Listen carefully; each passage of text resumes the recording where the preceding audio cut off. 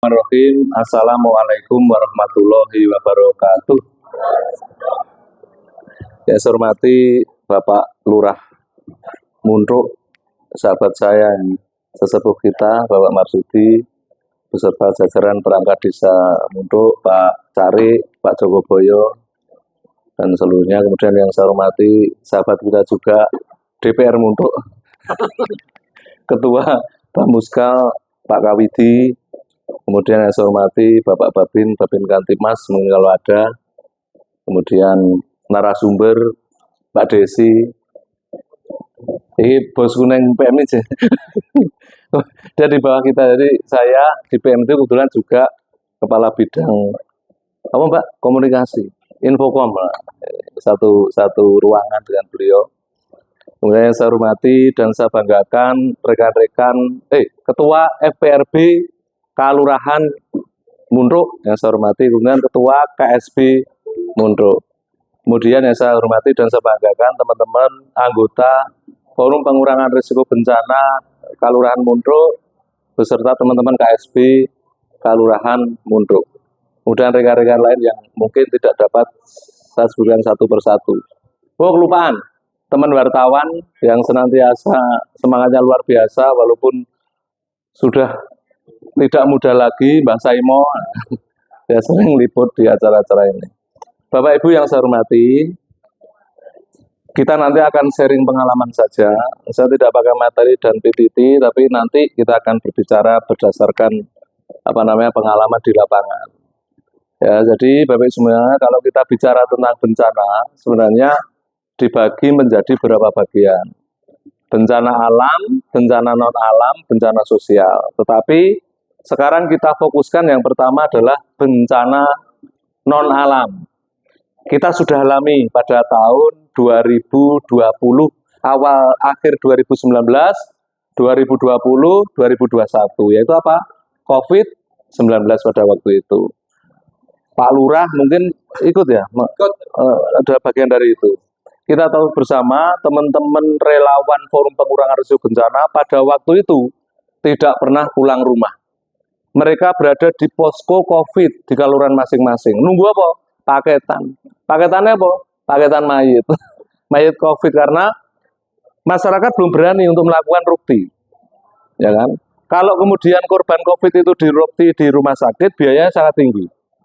Kemudian masyarakat pun belum berani untuk melakukan respon terhadap rekan-rekan kita warga masyarakat yang terkena infeksi terkait dengan COVID.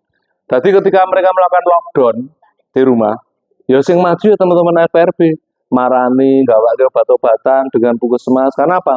Tenaga medis pada waktu itu belum bisa mengampu keseluruhan dengan paparan banyaknya warga masyarakat yang terpapar infeksi COVID-19. Ini FPRB relawannya tidak diragukan karena ketika COVID memang garda terdepan untuk melakukan penanganan adalah teman-teman relawan Forum Pengurangan Risiko Bencana sampai dengan ketika melakukan rukti.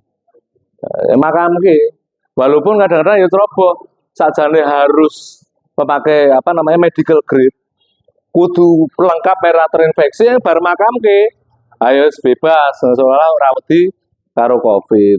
Nah, sebelum keluarga meminta untuk keluarganya dimakamkan, ya terinfeksi keluarganya yang ngobrol tanpa nganggo APD. PD ini relawannya yang menemui. Tapi ini yang kemudian kita menjadi semakin percaya bahwa ketika kita berbuat baik untuk menolong orang, maka Allah akan melakukan intervensi yang terbaik untuk kita. Dari rangkaian kegiatan penanganan COVID-19, relawan-relawan kita yang meninggal, ini terpapar yang meninggal akibat COVID-19 di Bantul kira ono. Elok loh. Artinya kita yang paling berisiko, kudune kita yang paling berisiko untuk mendapatkan terinfeksi kemudian berakibat fatal terhadap COVID. Tapi dari 3.000 relawan di Kabupaten Bantul tidak ada satupun yang meninggal karena COVID-19. Sehingga Bapak Ibu semuanya, kalau teman-teman KSB, teman-teman relawan FPRB sudah punya niatan untuk membantu masyarakat berjuang di kemanusiaan, maka insya Allah dengan niat ikhlas itu Allah akan memberikan sesuatu hal yang sangat luar biasa. Nek misalnya tidak cukup hanya kesehatan, kelancaran, ya kan, kemudian murah rezeki dan lain sebagainya. Buktinya apa? Sekarang saya lihat urusan bencana itu sebenarnya kan urusan yang sangat penting, gitu Pak Lurah, Pak Lurah tinggi. Tapi kadang tidak populer. Kenapa saya katakan penting tapi tidak populer? Ketika terjadi bencana, ya kan, termasuk juga bagaimana kita mengantisipasi bencana, itu menjadi hal yang sangat penting, ya kan, karena efeknya itu akan korban jiwa. Tetapi kalau kita lihat dalam politik anggaran, salah satu atau ngomongnya Kabupaten Bantul, ya nek kelurahan mundur aku ora ngerti. Dalam politik anggaran, keterpihakan kue anggaran yang diberikan kepada teman-teman penggiat kebencanaan prosentasenya masih minim, sehingga harapannya nanti mindset forum pengurangan risiko bencana teman-teman itu sama, baik dalam kita melakukan respon untuk meningkatkan membantu masyarakat mengurangi risiko bencana, ya kan, yang zero accident itu, tetapi juga kita harus bisa berjuang terkait dengan politik anggaran. Bagaimana supaya nanti kita di dalam melakukan kegiatan-kegiatan pengurangan risiko bencana itu bisa match. Di lapangan, aku yakin nek konco-konco KSB dengan teman-teman forum pengurangan risiko bencana, wes nyaline luar biasa. Ada info, Mas, ada pohon tumbang karena terjadi angin puting beliung. Wes konco-konco wes niat, sebuah udan deres tetap dilaksanakan. Niate wis ono, kemudian sinsune wis dibantu pemerintah, arep mangkat, bensinnya entek. Akhirnya kan tidak jalan.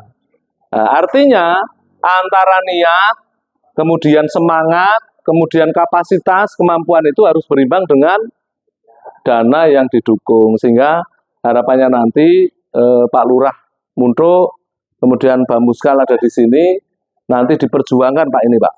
Teman-teman relawan terkait dengan kue anggaran di dana desa, nih iso yo memberikan porsi yang cukup. Jadi ini yo nek ono kegiatan kebencanaan ini yo iso melaku. Karena kalau tidak itu didukung dengan demikian, ora bakalan iso melaku. Hari ini penting, ya, harus populer. Ya kan, saya juga begitu di Kabupaten Bantul. Kemarin saya usulkan supaya nanti ke depan di Renstra 2025 ono penganggaran yang cukup. Sasarannya apa? Peningkatan kapasitas seperti hari ini. Jadi relawan itu ora cukup mau wani aku tak garape kene tak gerajine kae karena wis ana alate.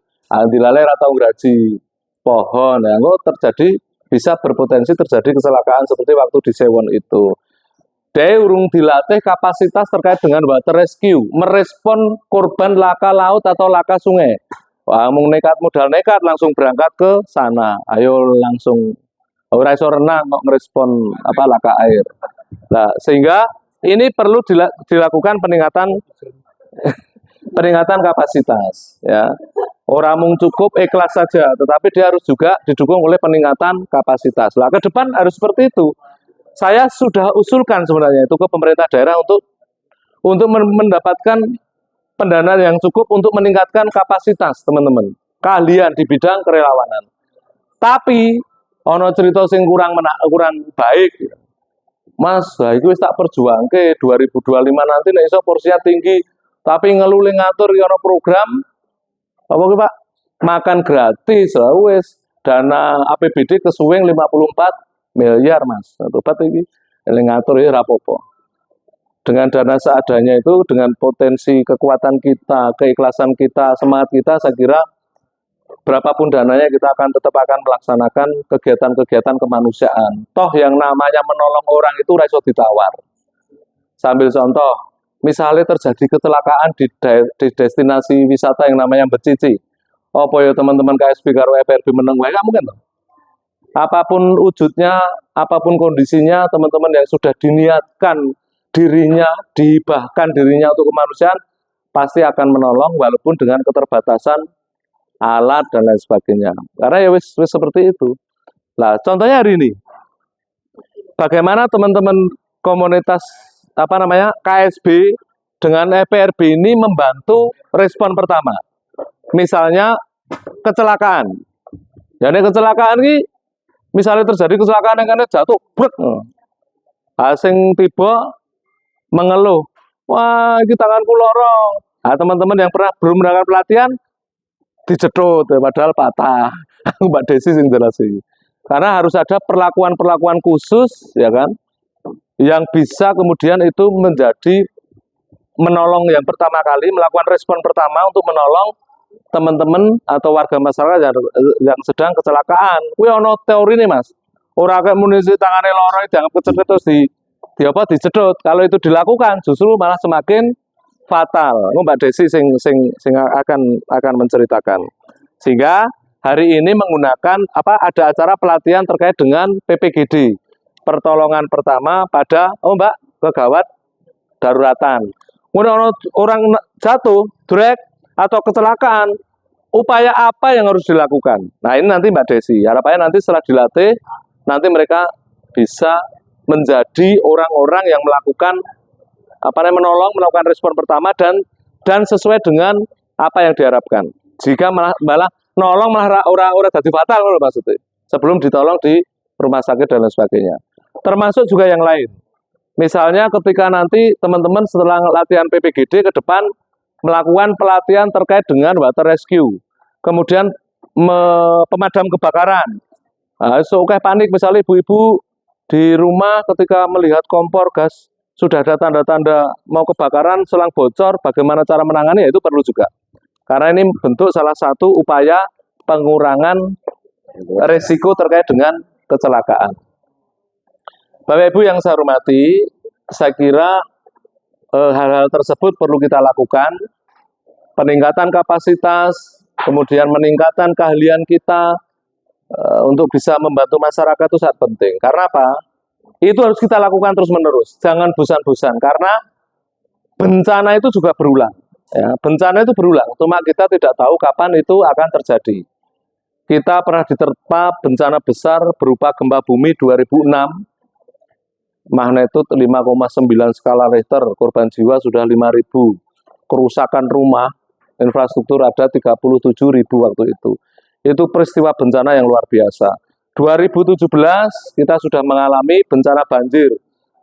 Seumur-umur selama saya itu dilahirkan, itu urung tahu muni Wonosari di bawah itu kelelep, tapi waktu itu kelelep.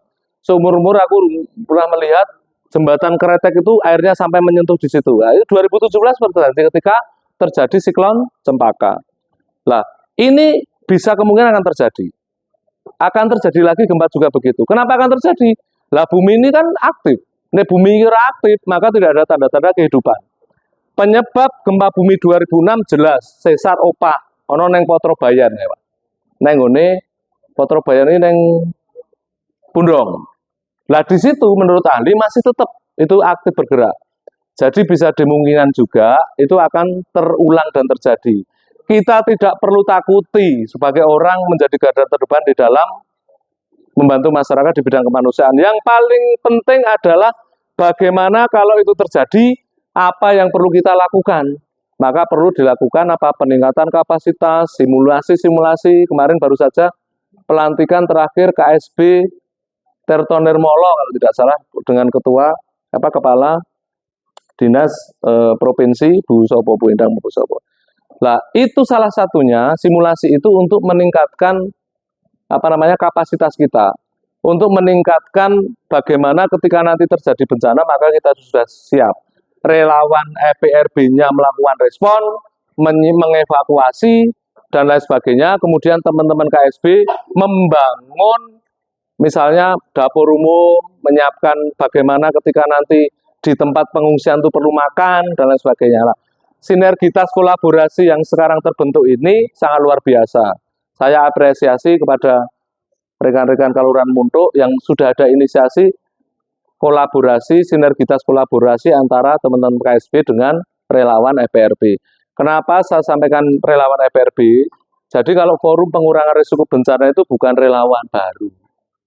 Jadi forum pengurangan risiko bencana merupakan forum sinergitas pentahelik berbagai lembaga terkait dengan pengurangan risiko bencana. Ono KSB, ono potensi relawan, ono RAPI, ono orari, ada potensi relawan daerah yang kemudian menghidup di situ lah. Tugas Forum Pengurangan Risiko Bencana adalah melakukan koordinasi bagaimana ketika terjadi bencana maka keseluruhan bisa saling bersinergi untuk membantu. KSP tugasnya piye, PMI tugasnya piye, kemudian teman-teman Rapi tugasnya piye karena dia itu bidang komunikasi, artinya dia menjadi klaster komunikasi untuk mengkomunikasikan dari daerah bencana, titik bencana kepada posko. Kemudian bagaimana dia juga bisa membuat SOP operating procedure ketika melakukan pelaporan. Karena assessment penting. Pak Lurah tadi bicara assessment. Karena di beberapa kejadian terjadi ono laporan ke Pusdaplok BPBD di Bantul, Pusdalok. Pak, di Mogiri terjadi tanah longsor. Wah, wis do ribut ya. PMI teko, kemudian saka BPBD teko, tim URC, saka kepolisian wis do ribut. Ayo tanah longsor. Ternyata sing longsor mung parit. Di foto ternyata mung parit. Nah, sehingga harus A1. Ini bagaimana teman-teman bisa mempunyai pemahaman bagaimana asesmen yang baik. Melaporkan kejadian seperti yang sebenarnya. Nek barangnya ini mung kejadiannya kecil ya rasa digedek-gedek.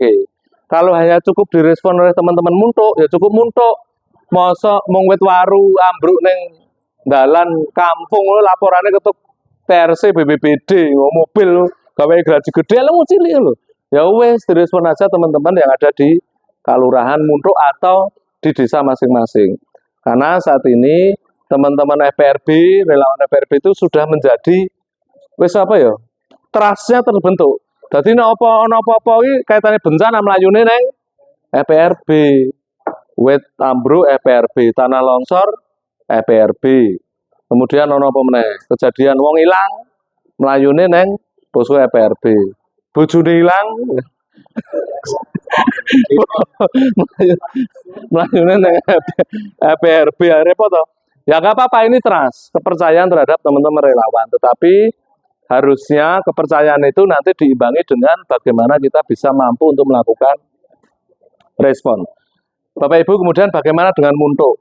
Tadi Pak Lurah sudah sampaikan karakteristik muntuk itu adalah tanah longsor yang paling mendominasi, kemudian kekeringan dan lain sebagainya. Sehingga ke depan teman-teman KSB, teman FPRB harus mempunyai inisiasi untuk melakukan mitigasi tadi yang dilakukan.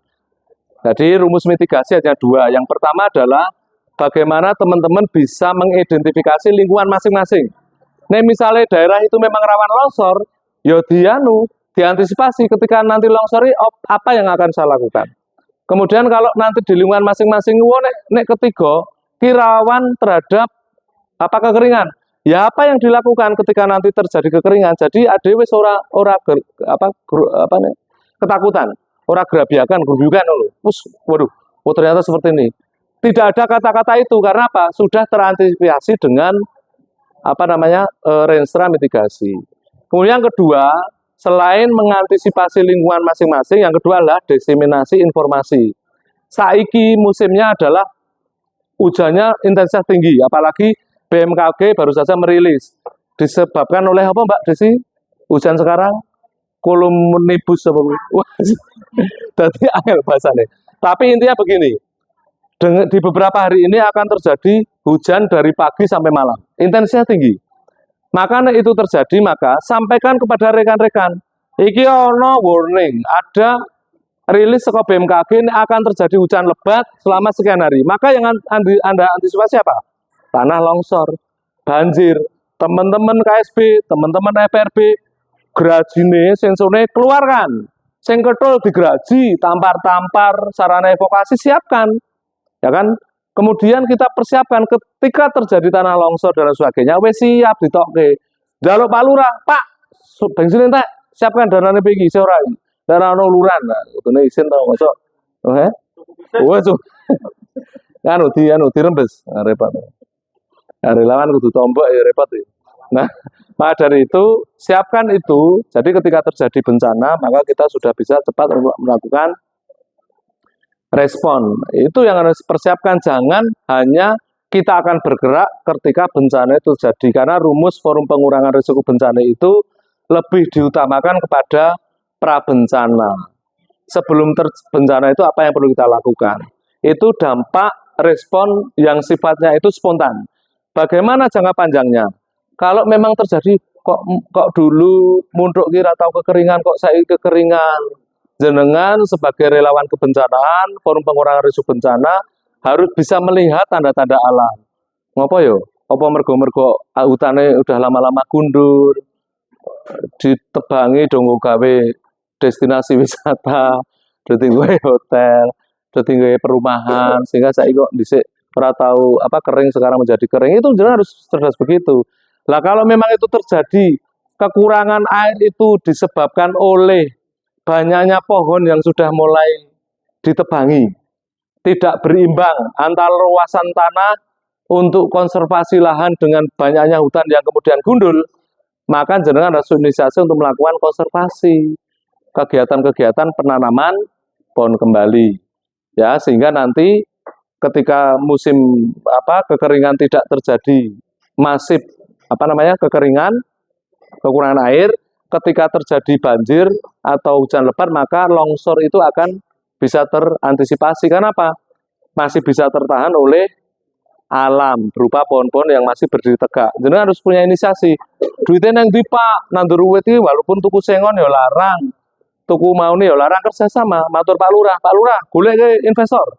Semua investor yang masuk ke Becici, semua investor yang masuk ke Muntok, mereka cari makan di sini, mereka untuk mendapatkan rezeki di sini harus bertanggung jawab terhadap lahan yang ada di Muntok. Dengan cara apa? Keluarkan corporate social responsibility-nya, dana CSR-nya untuk melakukan pembangunan di Muntok. Gue kalau ke CSR-nya, gue tuku uwit, lah uwit ini gue nandur bersama di sini untuk dilakukan konservasi lahan, men berimbang alam ini. Dimanfaatkan tapi juga harus dikelola. Orang mau dibiarkan begitu saja. Saiki Muntok itu sudah sangat viral loh Pak. Becici ini sudah dihadiri oleh tokoh dunia yang namanya Obama. Wis mendunia ora mung cukup nasional, nang internasional tahu Becici itu seperti apa. Yang menikmati adalah masyarakat luar juga, tetapi harusnya karena ini banyak yang menikmati, ya wong Muntok ya oleh hasilnya. Orang kemudian nenek Pak Kawiti tak 1 juta, bukan begitu maksudnya. Tetapi harus bisa berkontribusi, berimbang untuk kemajuan Muntok, supaya Muntok itu jangan hanya dieksploitasi, tapi juga harus dijaga kelestarian alamnya. Sehingga nanti tidak akan rusak. Belum lagi permasalahan terkait dengan habitat yang lain. Laporan ke saya sekarang ini, monyet Pak, monyet-monyet itu cari makan di kampung-kampung, bener ya? Nenggone Pak Badrun kayak lurai ngendi kono kae Siloharjo. Kemarin wis telepon-teleponan. Pak Walsio pripun iki riyen munyuk ora tau nang kampung ya. Saiki wis do golek pangan nang kampung. Ora ngerti nek Muntok ya. Ya ada monyet gitu. Dhisik enggak pernah. Lah ini kenapa ini? Kok sekarang monyet-monyet pada datang ke rumah-rumah untuk cari makan? Apakah ini memang habitat ini sudah sulit untuk mencari makan karena tempatnya terusik, sumber makan di sana sudah habis? Nek memang seperti itu, ya dikonservasi. Ayo gerakan menanam pohon pisang. Talok, yang kesukaan monyet itu ditanam di daerah konservasi, mendai do bali di sana. Di samping kita akan mengurangi habitat itu. Monyet ekor panjang. Ekor panjang ya? Ekor pendek sih yuk. Ora, jare sing dilindungi monyet ekor panjang. Lalu ekor pendek pilih ekor panjang ono kan ekor pendek ono. Bahasa Imo. Oh, jalan pendek. Oh iya, baik. Lebih kurang ajar sing ekor pendek. Nah, oleh karena itu, Bapak Ibu semuanya, inisiasi-inisiasi seperti itu harus terus dilakukan oleh teman-teman forum pengurangan risiko bencana ya. Kemudian teman-teman relawan, saya kira mereka mempunyai keberanian yang tinggi. Mereka tidak takut lapar. Takut lapar apa ya? Tidak takut mati, yang takut lapar. Ini relawan banyak ya. Apa-apa gojek relawan. Yang jelas di hadapan forum saya kan semua relawan ya. Orang-orang bakul es toh. Mari aku nih bakul es wedi. Relawan rapo. Mari ono wartawan udah. Relawan aku wani. Bakul es ra wani. Ya, jadi kita tetap harus mempunyai niatan itu, terus berjuang di jalan kemanusiaan. Kayak jari ini Pak Ustadz itu dia bilang khairun nas anfahum linas. Orang yang orang orang yang orang yang baik itu adalah yang bermanfaat terhadap orang lain. Jadi jenengan sudah ada jalan yang paling baik. Saya katakan tadi, semuanya ketika diniatkan dengan ikhlas akan membawa sesuatu yang baik. Saya sudah ambil contoh tadi berulang-ulang ketika COVID-19. Kemudian ketika melakukan respon dan lain sebagainya, teman-teman masih diberikan keselamatan. Harapannya dengan keikhlasan kita itu nanti, Tuhan Allah Subhanahu wa Ta'ala memberikan ganti yang luar biasa. Panjang umur, sehat, murah rezeki, kelancaran, gitu loh. Apa nikmati kita selain sehat, Pak Kawidi? Betul? Duwe duit triliunan, tapi dikai loro gula, ya rasa mangan sate, rasa mangan gula. Wes ngono wae lah. Kowe guyu wae. Yang penting sehat. Sehat itu paling utama. Kemudian nanti kebaikan yang lain.